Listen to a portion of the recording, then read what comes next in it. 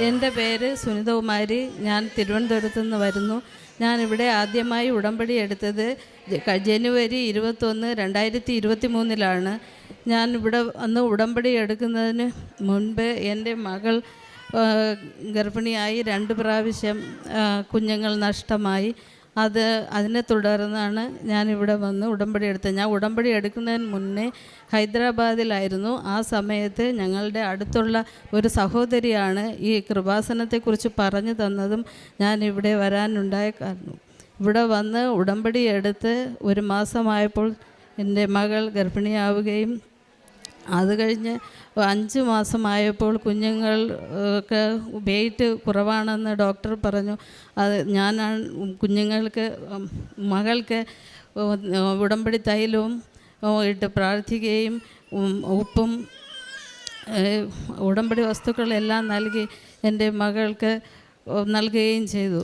അതിൻ്റെ ഫലം അത് കഴിഞ്ഞ് 1 മാസം കഴിഞ്ഞ് വീണ്ടും വെയിറ്റ് നോക്കിയപ്പോൾ കുഞ്ഞുങ്ങളുടെ വെയിറ്റ് എല്ലാ മാസവും വെയിറ്റ് കൂടി വരികയും ഞങ്ങൾക്ക് ഒരു കുഴപ്പവുമില്ലാതെ കുഞ്ഞുങ്ങളെ നൽകുകയും ചെയ്തു അമ്മ മാതാവ്.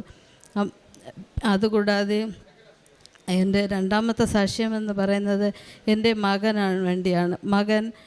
മകൻ ഒരു വീടിന് വേണ്ടിയിട്ട് കഴിഞ്ഞ വർഷം ഇവിടെ വന്ന് ഉടമ്പടി എടുത്ത് ഞാൻ പ്രാർത്ഥിച്ചപ്പോൾ ഞാൻ പറഞ്ഞു, അമ്മേ അവന് ഒരു ഭവനം നൽകി അവനെ അനുഗ്രഹിക്കണമേ എന്ന്.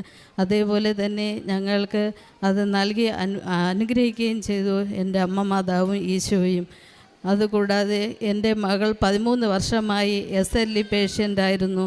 അവൾ മരുന്ന് കഴിക്കാതെ ജീവിക്കാൻ പറ്റാത്ത ഒരു സ്ഥിതിയിലായിരുന്നു അവളുടെ ജീവിതം. അത് കഴിഞ്ഞ് ഇവിടെ വന്ന് ഉടമ്പടി എടുത്ത് ഞാൻ അവൾക്ക് ഇവിടുത്തെ ഉടമ്പടി വസ്തുക്കൾ നൽകുകയും അതിൻ്റെ ഫലമായി ഇപ്പോൾ കഴിഞ്ഞ മാസം എൻ്റെ മകളുടെ റിസൾട്ട് നോക്കിയപ്പോൾ അവൾക്ക് SLE നെഗറ്റീവ് ആവുകയും ചെയ്തു. ഇതെല്ലാം എൻ്റെ അമ്മ മാതാവും ഈശോയും എനിക്ക് തന്ന അനുഗ്രഹമാണ്. അത് ജീവനുള്ള ദൈവങ്ങൾ വസിക്കുന്ന ഇടം എന്ന് പറയുന്നത് സത്യമാണെന്ന് ഞാൻ എൻ്റെ അനുഭവത്തിലൂടെ ഞാൻ മനസ്സിലാക്കിയ കാര്യമാണ്. അതുകൂടാതെ എൻ്റെ വീടിനടുത്തുള്ള ഒരു സഹോദരി ICUവിൽ ഭയങ്കര ക്രിട്ടിക്കൽ സ്റ്റേജിലായിരുന്നു. മഞ്ഞപ്പിത്തത്തെ തുടർന്ന് ക്രിട്ടിക്കൽ സ്റ്റേജിലായിരുന്നു. അപ്പോൾ ആ ചേട്ടൻ എന്നെ വിളിച്ച് പറഞ്ഞു, ഇതേപോലെ ബിന്ദു എന്ന് പറയുന്ന ആ സഹോദരി സീരിയസായി ICUവിലാണ് എന്ന് പറഞ്ഞു. ആ സമയത്ത് ഞാൻ സന്ധ്യാപ്രാർത്ഥന കഴിഞ്ഞ് ബൈബിൾ വായിച്ചുകൊണ്ടിരിക്കുകയായിരുന്നു. ഞാൻ അമ്മ മാതാവിനോട് മുട്ടിപ്പായി പ്രാർത്ഥിച്ചു, മാതാവേ ആ സഹോദരിക്ക് ഒരു ആപത്തും കൂടാതെ ആ സഹോദരിയെ കാക്കുകയാണെങ്കിൽ ഞാൻ ഇവിടെ വന്ന് അമ്മ മാതാവിൻ്റെ നടയിൽ കൊണ്ടുവരാമെന്ന്. അതേപോലെ കഴിഞ്ഞ മാസം ആ സഹോദരി ഇവിടെ വന്ന് ഉടമ്പടി എടുക്കുകയും ചെയ്തു. അതുകൂടാതെ അന്ന് രാത്രി തന്നെ ICUവിൽ കിടക്കുമ്പോൾ ആ സഹോദരിക്ക് കാണാൻ സാധിച്ചു. ആ കിടക്കുന്ന ICUവിൻ്റെ ഒരു കോണിൽ അമ്മ മാതാവിൻ സീസയിൽ ഇരിക്കുന്ന ഒരു അമ്മ മാതാവിനെ കാണാൻ സാധിക്കുകയും ആ അമ്മ മാതാവിൻ ആ ഗ്ലാസ് കൂട്ടിനകത്ത് ആ ചുവപ്പും ആഷ് കളറിലുമുള്ള ലൈറ്റിൻ്റെ പ്രകാശത്തിൽ അമ്മ മാതാവ് ഇരിക്കുന്നതായിട്ടും കാണാൻ സാധിക്കുകയുണ്ടായി. അതുകൂടാതെ ആ സിസ്റ്ററിൻ്റെ അടുത്ത് നിൽക്കുന്ന 2 നേഴ്സുമാരും ഡോക്ടറും എല്ലാം റോസ് കളറിലുള്ള ഡ്രസ്സ് ധരിച്ചാണ് നിൽക്കുന്നതെന്നും കാണാൻ സാധിച്ചു. അത് കഴിഞ്ഞ് രാവിലെ ആ മകൾ ഉണർന്നു നോക്കുമ്പോൾ അവിടെ ആ കോണിൽ അമ്മ മാതാവ് ചില്ലിട്ട കൂട്ടിൽ ഇല്ല.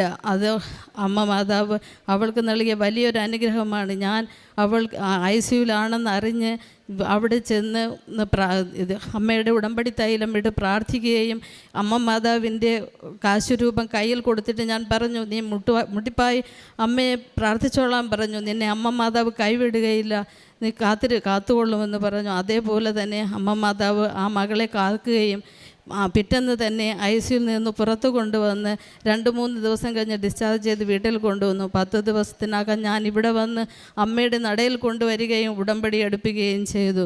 ആ മകൾ ഇപ്പോൾ സുഖമായിട്ടിരിക്കുന്നു. അതുകൂടാതെ ഞാനിവിടെ വന്ന് എനിക്ക് വരാൻ പറ്റുന്ന മാസങ്ങളിലെല്ലാം ഞാനിവിടെ വരാറുണ്ട്. വന്ന് പത്രമെല്ലാം വാങ്ങിക്കൊണ്ടുപോയി ആശുപത്രികളിലും എല്ലാ ഓട്ടോ സ്റ്റാൻഡിലും അവിടെയെല്ലാം കൊടുക്കാറുണ്ട്. പിന്നെ അതുകൂടാതെ ഞങ്ങളെ കൊണ്ട് സാധിക്കുന്ന രീതിയിൽ ഞങ്ങൾ എല്ലാവർക്കും സഹായങ്ങൾ ചെയ്യാറുണ്ട്. ഞങ്ങൾ ഹൈദരാബാദിൽ താമസിക്കുന്ന സമയത്ത് റോഡിൻ്റെ സൈഡിലെല്ലാം കുറേ അമ്മമാരും അപ്പന്മാരും ഇരിക്കുമായിരുന്നു. അവർക്കെല്ലാം ഞങ്ങൾ ഹോസ്പിറ്റലിൽ പോകുന്ന സമയത്ത് ഊണെല്ലാം കൊണ്ടുപോയി കൊടുത്ത് അവരൊക്കെ ഞങ്ങളെ കൊണ്ട് പറ്റുന്ന സഹായങ്ങളെല്ലാം ഞങ്ങൾ ചെയ്തു കൊടുത്തിട്ടുണ്ട്. ഇപ്പോഴും ഞങ്ങൾ ചെയ്തുകൊണ്ടിരിക്കുന്നു. എൻ്റെ അമ്മ മാതാവിന് ഈശോയ്ക്കും എത്ര നന്ദി പറഞ്ഞാലും പറ്റിയില്ല. ഞങ്ങളെ അത്രയ്ക്കും ഞങ്ങൾ അധപ്പതിച്ച് പോയ അവസ്ഥയിലാണ് മാതാവും ഈശോയും ഞങ്ങളെ കരം പിടിച്ച് ഇത്രത്തോളം ഞങ്ങളെ ഉയർത്തിക്കൊണ്ടുവന്നത്. ഒരുപാട് അനുഗ്രഹങ്ങൾ എനിക്ക് തരുന്നുണ്ട് എൻ്റെ മാതാവും എൻ്റെ ഈശോയും. എത്ര പറഞ്ഞാലും മതിയാവും.